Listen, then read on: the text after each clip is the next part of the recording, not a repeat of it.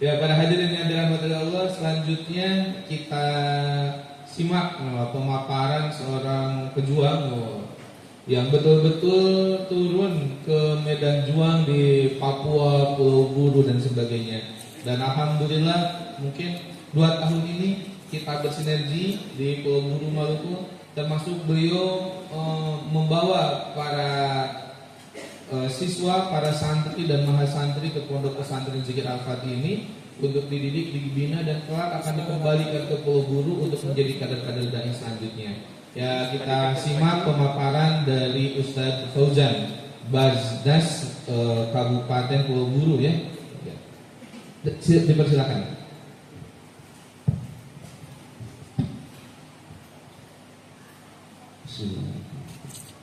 Assalamualaikum warahmatullahi wabarakatuh. Waalaikumsalam. Bismillah, alhamdulillah, wassalatu wassalamu ala rasulillah wa ala alihi wa ashabihi wa man tabi'ahu ba'du. Yang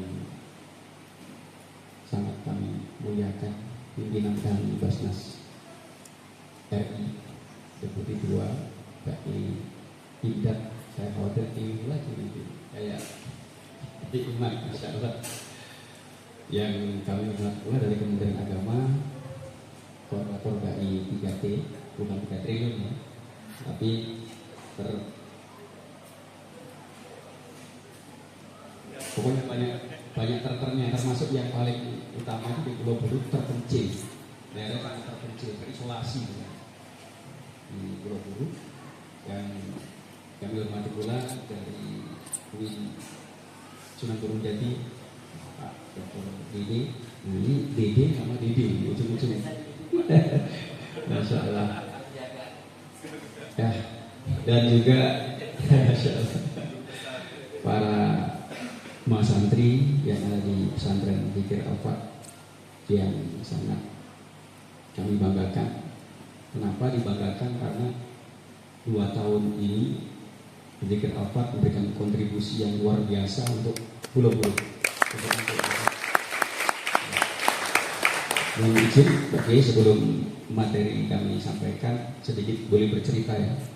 Bagaimana banyak yang menanyakan ke saya, termasuk yang baru kenal tadi, Pulau Buru ya, tapi kok bisnya Jawa. Saya asli Pulau Jawa, asli dari Surabaya. Saya mantan bonek. Apa bonek itu? Bondo nekat. Memang supporter Persibaya dulunya. Nekat, pokoknya nekat. Saking nekat. Iya, jangan dilempari. Masya Allah. Itu bukan. Dan kenekatan itu sejak jadi bonek, kemudian nyantri dari tahun 92 sampai 2005, kenekatan itu masih ada. Sehingga 2005 saya nekat terjun payung ke Papua. Untuk niat dakwah di sana. Sehingga ada yang tanya, Ustaz, ke Papua mau bikin apa? Mau ngajar ngaji UPN. Dan alhamdulillah memang berhasil. Ada salah satu OPM, mantan OPM yang masuk Islam 2010 sebelum saya hijrah ke Pulau Buru. Beliau ini mantan pemanah, pasukan pemanah di OPM, pemanah, masih nggak pakai baju, pakai koteka. Ada yang pernah lihat orang pakai koteka? Kalau belum lihat, datang ke Papua, pakai koteka. Ceritanya itu kenapa sampai orang ini masuk Islam? Orang ini jalan ke kota, ke perkampungan saya, lewat depan rumah saya. Saya pagi ngeteh di teras itu sebelum ngajar di pesantren. Salah satu saya direkrut untuk ngajar di pesantren cabangnya Mangkosok, DDI, Darul Dakwah Irsyad Mangkosok di Timika, Papua, ngajar. Kemudian anak saya yang nomor 2, yang sekarang Masya Allah ada di sini, di Alfa, sudah masuk kelas 2 ya, nah, Ustaz ini, alhamdulillah. Dia masih umur 1,5 tahun, 2 tahun lah waktu itu ya. Dia ini kalau ada orang lewat itu sering disuruh mampir. Nah, orang Papua kan panggilannya kalau laki-laki Pace. Pace, singgah dulu. Singgah dulu itu saya mampir, monggo mampir kalau orang Jawa. Nah, orang ini yang pakai koteka bawa panah ini, anak saya nggak takut. Nabila, Nabila nggak takut. Aceh singgah dulu, hari ini singgah. Nah, saya suruh istri saya bikinkan cerita kenalan di situ. Nah, interaksi yang baik ini ternyata membekas di jiwa mereka. Di kemudian hari sering berinteraksi. Lama-lama, Pak Ustaz, saya ingin belajar Islam awalnya. Karena praktek keseharian saya dengan orang-orang Papua seperti itu. Jadi alhamdulillah masuk Islam. Kemudian kami titipkan di salah satu pesantren di Timika. Itu 2010, awal 2010. Alhamdulillah 2018 saya ke Papua, ke Timika lagi, silaturahim ke Freeport. Dan ternyata salah satu dari Freeport itu CS-nya Pak Kiai Imdad Ustadz Azroi. Ya, Ustadz Azroi di sana. Nah, alhamdulillah 2018 ternyata yang dulunya mantan UPN 2010 masuk Islam bersama kami. 2018 sudah menjadi salah satu staf pengajar di pesantren tersebut. Saya nggak bisa sebutkan namanya karena ini demi keselamatannya dia. Kalau sampai diketahui identitasnya dia berbahaya, khususnya di Papua, karena dia masih tinggal di Papua sampai hari ini ngajar di salah satu pesantren yang ada di Papua. Masya Allah, itulah perjuangan kami. Kemudian 2012 kami hijrah ke Pulau Buru. Sebenarnya bukan hijrah, saya cuti ke Pulau Buru bersama istri asli adat Pulau Buru, orang pedalaman di Pulau Buru asli di sana. Kemudian saya cuti itulah terjadi perubahan pada hidup saya. Memang ini takdir Allah Subhanahu Wa Taala. Kami terkena musibah lah istilahnya, sehingga kasarannya harta itu sudah habis sama sekali, 0 rupiah. Saya berpikir mungkin ini jalan Allah supaya saya nggak balik ke Papua, karena ada medan dakwah yang lebih di Pulau Buru. Yakni siapa? Keluarga istri saya, kerabat istri saya di pedalaman-pedalaman ini ternyata masih tidak beragama, masih animisme. Saya berpikir ini hikmah yang harus saya ambil. Akhirnya bismillah, saya hidup di Pulau Buru. Saya telepon pesantren di Papua, saya telepon komandan saya di Papua, karena saya juga diperbantukan sebagai pembina TNI Angkatan Darat di Papua di Brigade mendiang Letjen Herman Asaribab yang kemarin sempat menjadi Wakasat sebagai wakilnya Pak Andika Prakasa sebelum menjadi Panglima TNI. Nah, ya telepon, saya nggak bisa balik ke Papua. Akhirnya, kenapa alasan nggak balik ke Papua? Karena masih dibutuhkan di Papua. Saya beralasan keluarga. Akhirnya saya menetap di Pulau Buru dan mulai menggarap saudara-saudara atau kerabat-kerabat istri saya di Pulau Buru bersama istri. Berdua ke pedalaman. Istri saya adalah salah satu alat dakwah saya. Kenapa? Karena ketika mendatangi pedalaman itu yang saya datangi adalah tokoh-tokohnya dulu. Kenapa saya bawa istri? Karena istri adalah orang adat juga, sehingga saya diterima di kalangan adat di pedalaman Pulau Buru itu karena istri dari. Alhamdulillah para tokoh-tokoh adat itu menganggap saya sebagai anak mantu. Disitulah ada jalan untuk berdakwah di Pulau Buru, dakwah kultural. Tadi saya pilih sendiri, yang paling sering itu sendiri. Awal-awal 2012 itu sendirian. Awalnya dengan istri, kemudian sudah kenal tokoh-tokoh adat dengan istri. Mohon izin, belum pernah saya dalam dakwah di sana langsung mengajak to the point masuk Islam. Saya dakwah kultural, dakwah sosial, lihat keadaan mereka. Mereka mayoritas di pedalaman ini masyarakat miskin, terus kemudian tidak berpendidikan. Nah, di situ saya teringat salah satu sabda baginda Rasulullah Muhammad SAW yang dari sisi sanad diperbincangkan, dianggap bahwa ini hadis dhaif, tapi dari sisi makna mengena. Kenapa? Rasulullah sampaikan, "Sholahu ummati fi akhir zaman fil ilmi wal mal." Umatku di akhir zaman ia akan menjadi baik kalau ditopang dengan ilmu dan ekonomi. Masyarakat adat Pulau Buru keadaannya adalah miskin dari sisi ekonomi. Yang kedua, tidak berpendidikan. Disitulah kemudian 2013 saya mendirikan sebuah komunitas Mu'alaf Center untuk memberikan payung hukum kepada saudara-saudara di sana. Sehingga saya bergerak. Dan alhamdulillah sampai hari ini sudah 12 tahun masuk 13 tahun sudah 568 kakak yang kembali ke Islam.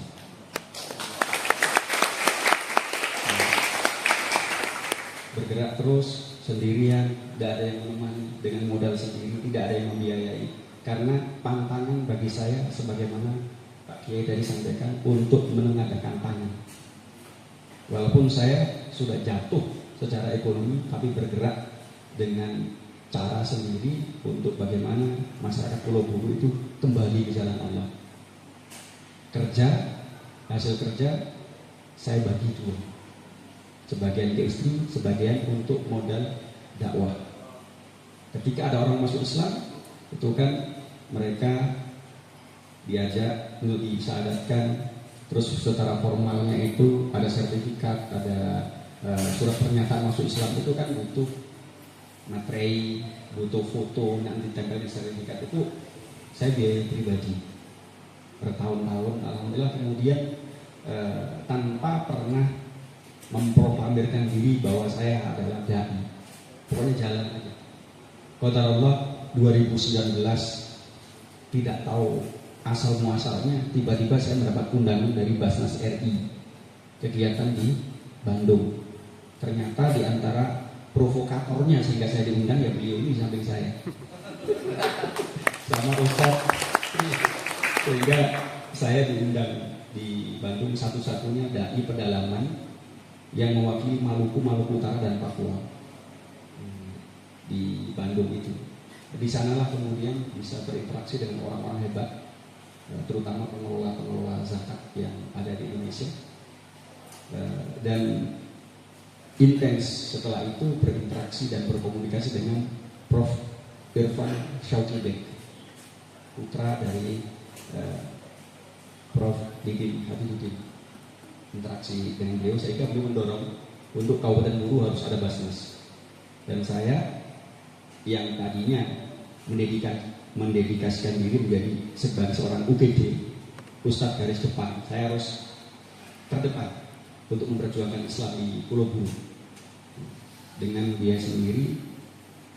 Apapun yang terjadi harus dakwah, ambil risiko. Dan alhamdulillah di sana bisa diterima karena faktor kekeluargaan dari istri tadi. Sementara karakteristik di sana itu orangnya keras orang Pulau Buru. Ada beberapa kampung yang beberapa marga itu di sana termasuk orang yang kejam.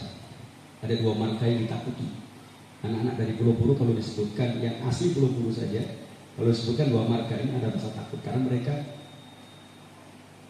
ya yang Pak Kiai tadi singgung di awal, gampang bunuh orang. 1 minggu yang lalu sepeninggal Pak Kiai dengan Pak Ustadz Ede sholat silaturahmi ke sana, tablik akbar di sana, ada terjadi pembunuhan di unit 18. Jadi kalau sebelum Dafa ya biasa seperti itu, bunuh itu biasa di sana. Tapi alhamdulillah sampai hari ini tidak ada halangan. Kalau tanya halangan atau hambatan apa ketika dakwah di sana, alhamdulillah tidak ada hambatan bagi saya pribadi. Karena ya faktor keluarga dari masuk ke dalam insya Allah aman. Dan untuk berikutnya bagaimana cara agar masyarakat Pulau Buru, adat Pulau Buru ini berdaya secara ilmu dan ekonomi.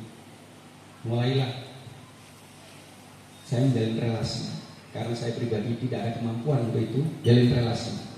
Saya berangkat ke Jawa sini, saya datangi beberapa lembaga. Saya nggak pakai proposal, cuma saya pakai hashtag, ayo main ke Buru, main ke Pulau Buru.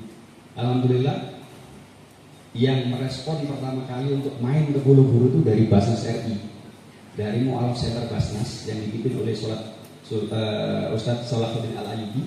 Tapi yang datang ke sana bukan Ustadz Salahuddin, malah seorang cewek yang dikirim, Sri Kandi dakwah, Mbak Desi, Masya Allah, dikirim ke sana. Ustadz Salahuddin telepon saya, Ustadz kalau saya kirim yang datang perempuan aman nggak? Insya Allah aman. Masuk ke pelosok-pelosok, Mbak Desi bersama saya pada saat bikin acara sunatan massal masyarakat Mu'alaf anak-anak Mu'alaf 158 anak Mu'alaf bersamaan saat itu tahun 2019 pada tanggal 17 November 2019 46 orang masuk Islam. Salah satunya adalah tokoh adat Pulau Buru yang kedudukannya secara struktural adat itu sebagai kepala kawasan yang menguasai beberapa wilayah di situ, lebih tinggi dari kepala suku. Kalau kepala suku itu urusannya adat, kalau kepala kawasan itu urusannya wilayah. Masuk Islam bersama keluarganya.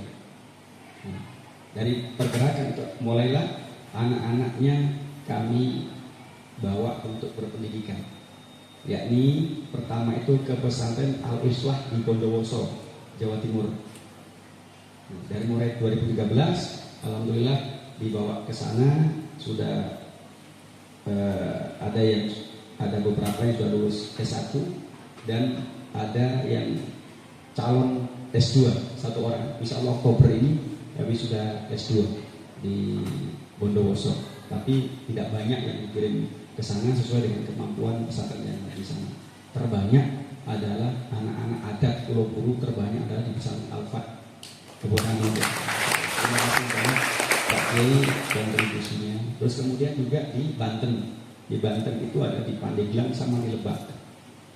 Sejak tahun 2020 itu sudah 62 anak yang di sana. Ibarat kata kami saat ini hanya menanam.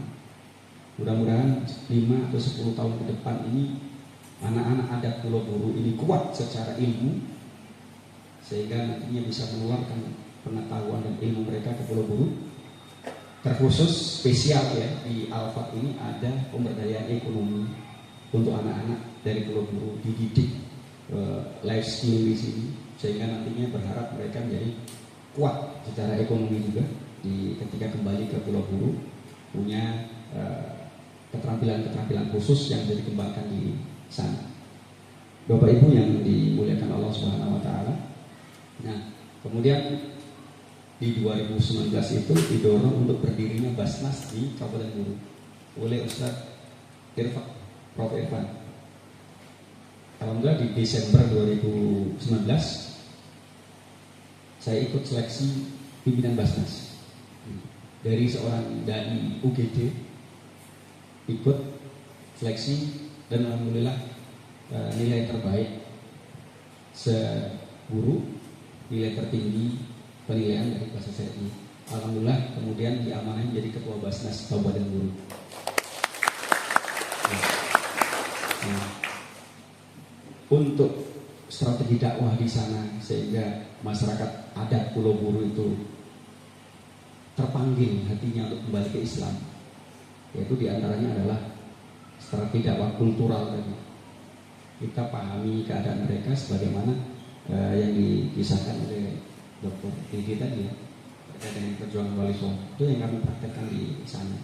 Alhamdulillah kami di komunitas Mu'alaf Center yang saya pimpin merancang strategi dakwah, diantaranya pemberdayaan ekonomi. Kami lihat ada di sana itu kan komoditas utama adalah kayu putih. Kayu putih di sana tumbuhan liar di Pulau Buru tidak ditanam, tumbuh dengan sendirinya tanpa budidaya, tinggal ambil. Nah, yang jadi permasalahan adalah permodalan untuk alat suling itu, pakai alat sulingnya itu. Nah, sehingga mereka selama ini hanya kerjanya itu ambil daun, petik daun, dijual ke pengusaha-pengusaha Chinese yang punya alat usaha. 1 kilo daun itu cuma Rp1.000 harganya Pak Kiai. Satu hari di paling top mereka bisa petik daun itu 30 kilo, cuma 30.000. Kalau yang sudah mahir itu paling 50 kilo, 50.000 dijual. Sehingga kami mulailah di situ berpikir bagaimana mereka bisa ada peningkatan secara ekonomi. Kami bantu beberapa alat, alhamdulillah sudah ada 5 alat pengolahan minyak kayu putih untuk saudara mualaf di sana. Dan di 2024 kemarin kami sudah punya produk sendiri, terus sudah BPOM RI olah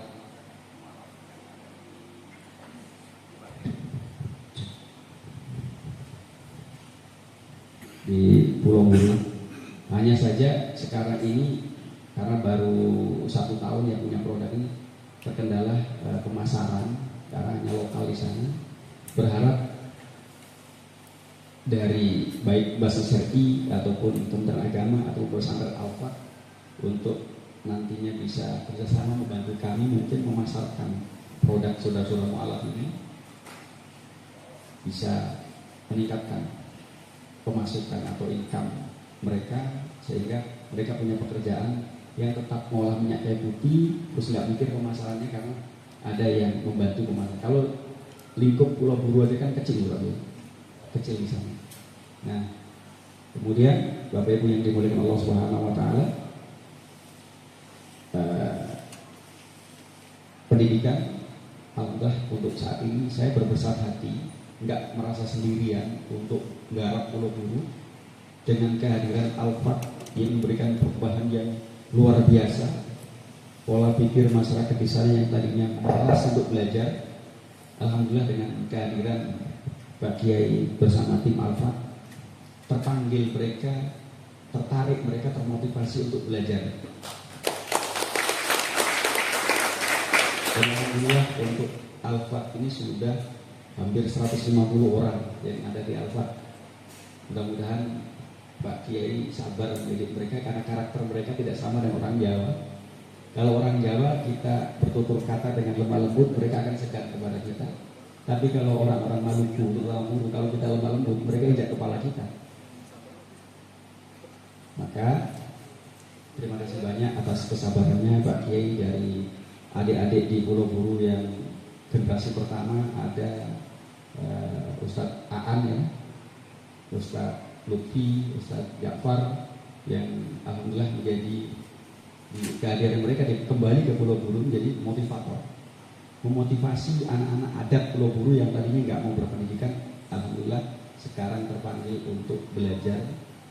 Dan di Al-Fat khususnya tidak hanya dididik secara ilmu, tapi skill life juga diajarkan.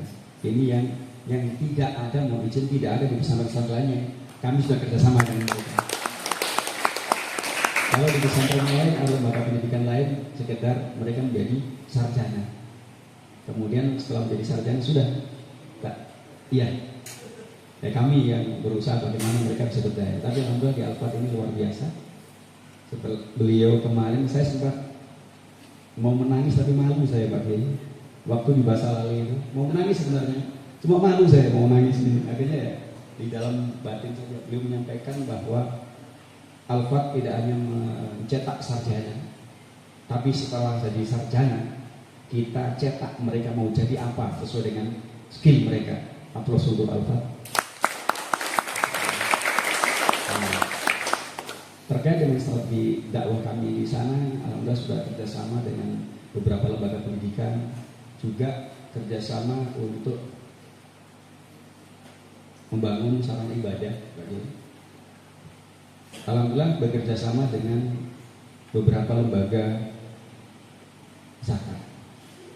Di antaranya yang pertama kali merespon ajakan saya hashtag ayo main ke Buru di 2019 di Bandung dengan Ustadz Tri waktu di Bandung gitu ya.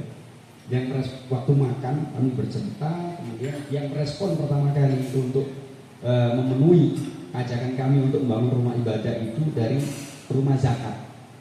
Yang rumah zakat ini memang saat itu menjadi tuan rumah karena rumah zakat kantornya kan di Bandung, Bandung Barat. Sementara kegiatan Mudzakarah itu juga di Bandung Barat. Merespon pertama kali, alhamdulillah di bulan Maret 2020 dibangun satu masjid di Kampung Mu'alaf di pedalaman di Pulau Buru dari rumah zakat. Ya. Terus kemudian juga bekerjasama dengan Dompet Duafa. Dompet Duafa baru tahun 2025 kemarin, 2024 belum selesai yang di Wabloi. Dan alhamdulillah masjid belum jadi, tapi respon dari Al-Fat langsung menyambut baik, insya Allah akan dikirimkan dai di Wabloi. Terima kasih bagi mohon izin melaporkan masjid di Wabloi sudah 90%. Insya Allah di bulan Agustus ini kami kejar untuk selesai 100%, sehingga nantinya rencana bulan apa Pak Ustadz Dede ke pengiriman tadi? Oktober. Berarti insya Allah masjid sudah jadi. Masya Allah, keren ya. Terus kemudian rumah dainya sudah saya siapkan, karena itu ceritanya di Wabloi itu terpanggil secara pribadi. Saya beli ada salah satu masyarakat adat animisme, kesulitan Pak Kiai. Kesulitan, bapaknya sakit parah untuk bawa berobat ke Ambon, dirujuk ke Ambon, tidak ada biaya, akhirnya pinjem uang pribadi saya 5 juta awalnya. Kemudian qadar Allah dirawat 19 hari di rumah sakit di Ambon, beliau wafat. Kemudian tidak bisa mengembalikan uang 5 juta. Saya bilang, kakak, orang-orang adat saya panggil kakak, kakak tidak usah dipikir itu, karena apa? Kakak sudah anggap saya sebagai keluarga, walaupun kita beda keyakinan. Almarhum bapak sudah menganggap saya sebagai anak mantu, sudah saya ikhlaskan. Tidak ada, karena akatannya adalah utang, maka saya harus bayar katanya. Padahal niat saya sudah tidak usah dikembalikan karena beliau sudah wafat. Nah, akhirnya beliau menjual lahannya, rumah yang belum jadi. Pak Ustadz Dede sudah lihat rumahnya, sama lahan itu dua kapling sudah bersertifikat. Akhirnya saya disuruh nambah 85 juta untuk 2 kapling itu. Qadar Allah berikan rezeki, saya bersama istri akhirnya saya beli, kemudian yang 1 kapling saya wakafkan untuk dibangun masjid di situ. Di situ sudah 90% mualaf, tinggal 10% ini. Salah satunya yang belum bersyahadat itu adalah kepala sukunya. Tapi beliau yang mendukung saya untuk bangun masjid di situ, Pak. Nah, yang belum terpikirkan masjid jadi nanti siapa yang bantu saya gitu. Alhamdulillah disambut langsung oleh Pak Ustadz Dede pada saat datang. Kita makan bakso di Savana Jaya, langsung ambil foto di tengah jalan ya waktu itu. Saya langsung ajak Pak Kiai, saya ajak beliau, Ustadz kita jalan-jalan ke tempat saya di Wabloi. Alhamdulillah saya tunjukkan masjid waktu itu baru sekitar 30% ya. Pembangunan baru 30%. Langsung insya Allah nanti tim UGD yang ada di sini. Masya Allah, terima kasih banyak. Aplaus untuk tim UGD. Terus tinggal saat ini memikir masjid, insya Allah Agustus ini sudah diresmikan. Rencananya tanggal 30 Agustus. Mungkin kalau Pak Kiai tidak ada agenda di luar, tanggal 30 Agustus bisa hadir ke sana dengan Pak Bupati dan Pak Wakil Bupati. Kalau Pak Wakil Bupati kan sudah kenal ya. Ya, insya Allah direncanakan peresmiannya itu tanggal 3 berangkat lagi. Tapi insya Allah kalau Agustus sudah tentu obatnya, nggak akan muntah lagi ya. Tapi kalau muntah insya Allah ada obatnya. Durian sudah musim. Ini sudah mulai musim durian. Tapi puncaknya nanti di Agustus. Iya, saya tadi sudah runding dari pagi ya, main keburu ya. Insya Allah Pak Kiai nanti tinggal kita pikirkan rumah dainya, karena belum selesai di plaster apa semua. Tinggal kamar 2 sudah saya pilihnya sudah di plaster, tinggal ruang tamu sama ruang untuk makan yang belum di plaster. Mudah-mudahan di Agustus juga sudah rampung, sehingga nanti dai dari tim UGD Al-Fat hadir ke sana sudah rampung semuanya. Dan ya mudah-mudahan Allah berikan rezeki untuk saya sehingga bisa menyelesaikan rumah dai tersebut. Kami sambut dengan 2 tangan kehadiran tim UGD di Al-Fat di Wabloi, karena di sana sudah masuk Islam, tapi sampai hari ini belum ada yang membina. Masjidnya jauh ke Desa Indo, itu hampir 2 kilo jalan kaki. Ya, Pak Ustadz ini sudah lewat ya, sudah lihat dulu yang masjid besar itu. Nah itu sekitar 2 kilo lah jalan kaki. Di sana masyarakatnya, alhamdulillah kalau marga Belen itu mayoritas Belen di Yuyun, itu masyarakatnya tidak sekasar atau sekeras di marga Nurlatu. Nah insya Allah tenang di situ Pak Kiai. Ini UGD insya Allah juga aman kalau di situ. Karena dekat dengan Kupalahin. Kalau Kupalahin kan sudah MOU ya kemarin, sudah MOU. Tinggal di Wabloi belum MOU. Mohon izin, saya ditelepon ulang kali sama Ustaz Firman ya, terkait dengan bagaimana Wabloi. Wabloi ini kepala desanya mohon maaf belum welcome. Kepala desanya. Jadi agak berat kalau kemarin harus ada tanda tangan MOU dengan kepala desa, agak berat. Tapi bisa paling dengan kepala KUA. Kalau kepala desanya yang di Wabloi itu kalau untuk nanti ngajak ayo kita bikin acara hiburan itu nomor 1. Tapi untuk dakwah ya tunggu dulu gitu. Jadi inilah. Kemudian terkait dengan strategi bagaimana yang mu'alaf ini kan salah satu mustahik zakat, ya kan? Terus bagaimana zakat itu bisa mengcover salah satu asnaf zakat, penerima zakat mustafi yakni mu'alaf. Dari berdirinya 2020 Persekutuan Buruh belum mampu terus terang saja Pak Kiai, karena perolehan zakat infak sedekah di Kabupaten Buruh Basnas yang saya pimpin rata-rata 400 juta satu tahun, nggak sampai 500. Tapi saya berpikir keras bagaimana yang 400 juta ini sementara sasaran dakwah dan sasaran mustaqim besar di Kabupaten Buruh, terutama saudara-saudara mu'alaf ini belum betul-betul ternaungi secara pendistribusian zakat untuk mereka. Itu tadi akhirnya kami menjalin relasi, ya, menjalin relasi kepada di antaranya salah satunya Alfa, dan berharap di tempat ini alhamdulillah qadarullah dipertemukan dengan diberi 2 bidang pendistribusian. Mohon izin kalau bisa bahasa sharing program untuk daerah-daerah 3T.